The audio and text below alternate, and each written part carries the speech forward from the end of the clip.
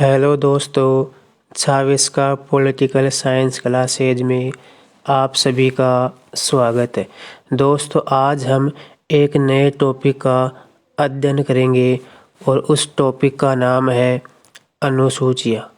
दोस्तों, मैं आपको बता दूं कि भारतीय संविधान में कुल 22 भाग, 12 अनुसूचियाँ और 395 अनुच्छेद है। तो दोस्तों, हम आज 12 अनुसूचियों का अध्ययन करेंगे कि कौन सी अनुसूची में क्या दिया हुआ है। तो दोस्तों, हम देखते हैं पहली अनुसूची। दोस्तों, जो पहली अनुसूची है इससे संबंधित अनुच्छेद है 1 एवं 4। दोस्तों, यहाँ से एग्ज़ाम में क्वेश्चन आता है कि किस अनुसूची से कौन सा अनुच्छेद संबंधित है। तो पहली अनुसूची से संबंधित अनुच्छेद है 1 एवं 4। दोस्तों, देखते हैं प्रथम अनुसूची में क्या है।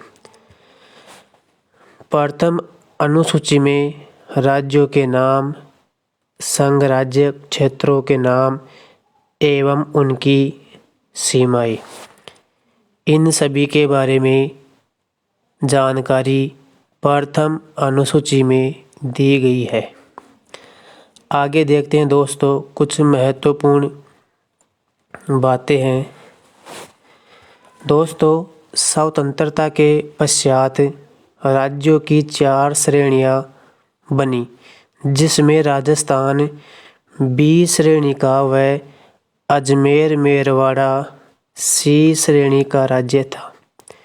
1953 में भाषा के आधार पर गठित पहला राज्य आंध्र प्रदेश था और इस आंध्र प्रदेश को मद्रास से अलग किया गया था। दोस्तों, भारत में भाषा के आधार पर गठित होने वाला पहला राज्य आंध्र प्रदेश था और ये राज्य अक्टूबर 1953 में बना था। आगे देखते हैं दोस्तों, 1953 में फजल अली की अध्यक्षता में राज्य पुनर्गठन आयोग बना, जिसने 1955 में अपनी रिपोर्ट भेजी, जिसमें राज्यों की 4 श्रेणियों को समाप्त करके 7वें संविधान संशोधन अधिनियम 1956 के तहत 14 राज्य व 6 केंद्र शासित प्रदेश बने। दोस्तों, यहाँ से क्वेश्चन आता है कि 1956 के राज्य पुनर्गठन आयोग के बाद कितने राज्य व केंद्र शासित प्रदेश बने। तो आंसर होगा 14 राज्य व 6 केंद्र शासित प्रदेश बने। आगे देखते हैं दोस्तों, जो राज्य पुनर्गठन आयोग था इसमें 2 सदस्य थे। पहले थे हृदयनाथ कुंजरू और दूसरे थे KM पणिक्कर। ये 2 सदस्य राज्य पुनर्गठन आयोग के सदस्य थे। दोस्तों, पहली अनुसूची हमने देख ली है। अब देखते हैं दूसरी अनुसूची। दोस्तों, दूसरी अनुसूची में वेतन का उल्लेख किया गया है। दोस्तों, मंत्रियों के वेतन भत्तों का उल्लेख दूसरी अनुसूची में नहीं है। तो दोस्तों, दूसरी अनुसूची में किन किन के वेतन भत्तों का उल्लेख किया गया है। तो दोस्तों, राष्ट्रपति, राज्यपाल, लोकसभा के अध्यक्ष, उपाध्यक्ष, राज्यसभा के सभापति, उपसभापति, सुप्रीम कोर्ट व हाई कोर्ट के न्यायाधीशों के वेतन भत्तों का उल्लेख दूसरी अनुसूची में किया गया है। आगे देखते हैं दोस्तों, तीसरी अनुसूची। दोस्तों तीसरी अनुसूची में शपथ का उल्लेख किया गया है, परंतु दोस्तों इस तीसरी अनुसूची में राष्ट्रपति, उपराष्ट्रपति और राज्यपाल की शपथ का उल्लेख नहीं किया गया है, क्योंकि दोस्तों उपराष्ट्रपति अनुच्छेद 69 के तहत शपथ लेता है, राष्ट्रपति अनुच्छेद 60 के तहत शपथ लेता है और राज्यपाल अनुच्छेद 159 के तहत शपथ लेता है। इसलिए इन तीनों की शपथ का उल्लेख इस अनुसूची में नहीं है। बाकी सभी मंत्री तीसरी अनुसूची के अनुसार अपने पद एवं गोपनीयता की शपथ ग्रहण करते हैं। दोस्तों आगे देखते हैं चौथी अनुसूची।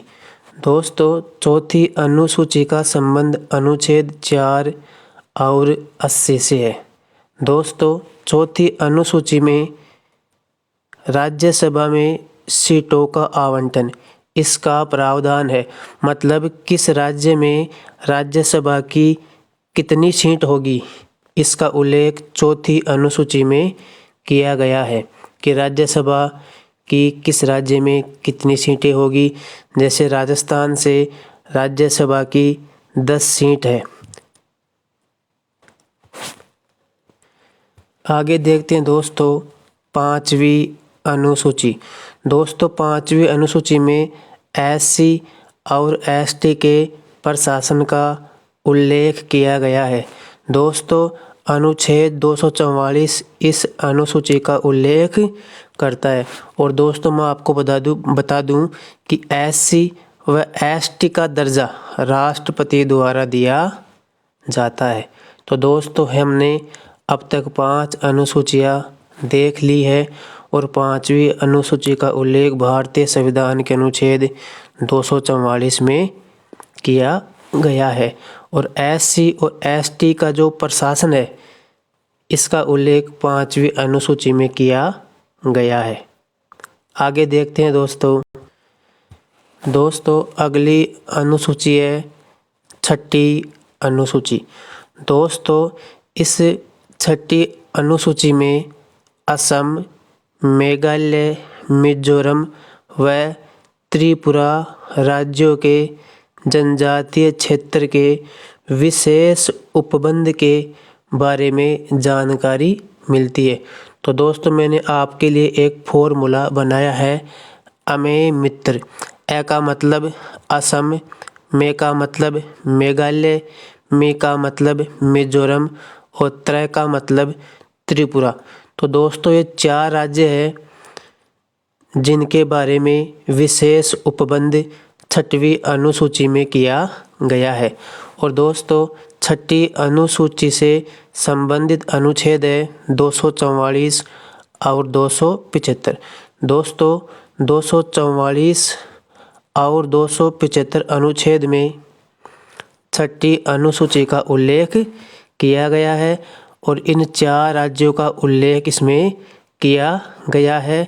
अमेय मित्र, इनके जो विशेष उपबंध है इनके बारे में प्रावधान किया गया है। अब देखते हैं दोस्तों 7वीं अनुसूची। दोस्तों 7वीं जो अनुसूची है इसका उल्लेख भारतीय संविधान के अनुच्छेद 246 में किया गया है। दोस्तों 7वीं अनुसूची में संघवाद का उल्लेख किया गया है, अर्थात केंद्र व राज्य के मध्य शक्तियों का बंटवारा। इसका उल्लेख भारतीय संविधान की 7वीं अनुसूची में किया गया है। दोस्तों आपको पता है कि सूची 3 प्रकार की है, संघ सूची, राज्य सूची और समवर्ती सूची। दोस्तों संघ सूची में 97 विषय है, राज्य सूची में 66 विषय है और समवर्ती सूची में 47 विषय है। परंतु दोस्तों 42वें संविधान संशोधन अधिनियम 1976 के द्वारा क्या किया गया, जो 5 विषय थे, कौन कौन से, वन्यजीव, वनजीव, शिक्षा, मापतोल, परिवार नियोजन या जनसंख्या। तो दोस्तों 42वें संविधान संशोधन अधिनियम 1976 के द्वारा इन 5 विषयों को दोस्तों जो ये 5 विषय, इन 5 विषयों को राज्य सूची से हटा के समवर्ती सूची में ढाल दिया गया है।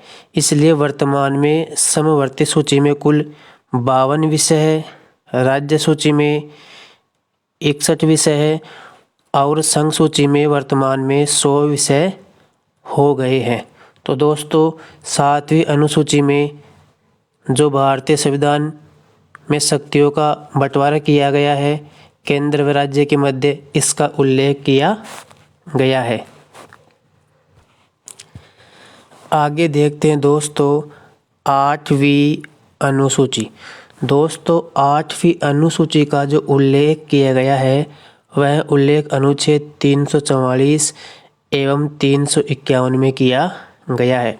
दोस्तों 8वीं अनुसूची में मान्यता प्राप्त 22 भाषाओं का उल्लेख किया गया है। दोस्तों मूल रूप से इस अनुसूची में 14 भाषाएं थी।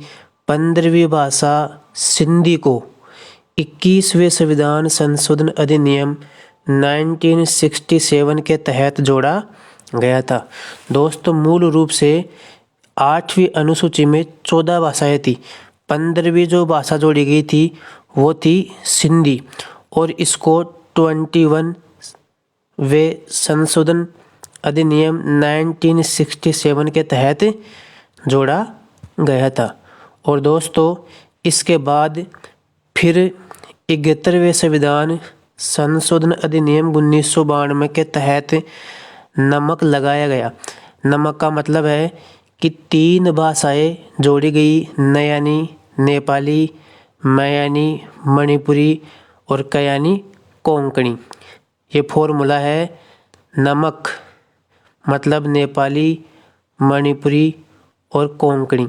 ये 3 भाषाएं जोड़ी गई थी 71वें संविधान संशोधन अधिनियम 1992 के तहत। इसके बाद दोस्तों फिर 92वें संविधान संशोधन अधिनियम 2003 के तहत बोडो में से लगाया गया। बोडो में से एक फॉर्मूला है। बो का मतलब है बोडो, डो का मतलब है डोगरी, में का मतलब मैथिली और स का मतलब संथाली। ये 4 भाषाएं जोड़ी गई थी 92वें संविधान संशोधन अधिनियम 2003 के तहत। अगली अनुसूची देखते हैं दोस्तों 9वीं अनुसूची। दोस्तों 9वीं अनुसूची का उल्लेख भारतीय संविधान के अनुच्छेद 71B में किया गया है। दोस्तों मैं फिर आपको बता देता हूँ कि अनुसूचियों से संबंधित अनुच्छेद एग्जाम में पूछे जाते हैं। 4 आपके सामने अनुसूचियाँ होगी और 4 आपके सामने अनुच्छेद होंगे और आपके सामने क्वेश्चन होगा निम्न को सुमेलित कीजिए। तो याद रहे आपको कि किस अनुसूची से कौन सा अनुच्छेद संबंधित है। तो 9वीं अनुसूची से संबंधित अनुच्छेद कौन सा है? अनुच्छेद 31B। दोस्तों 9वीं अनुसूची में भूमि सुधार व आर्थिक न्याय के बारे में बताया गया है। दोस्तों जून 1951 में पहले संविधान संशोधन के तहत यह अनुसूची जोड़ी गई थी। इसमें कुल 284 विषय। दोस्तों मैं आपको बता दूं कि मूल संविधान में 8 अनुसूचियाँ, 22 भाग और 395 अनुच्छेद थे।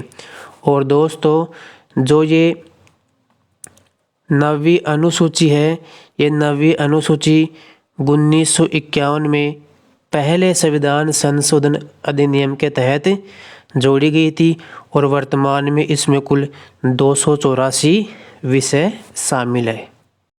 आगे देखते हैं दोस्तों 10वीं अनुसूची। दोस्तों 10वीं अनुसूची से संबंधित अनुच्छेद है 102 एवं 191। दोस्तों 10वीं अनुसूची में व्यक्तिगत दल बदल पर रोक लगाया गया है।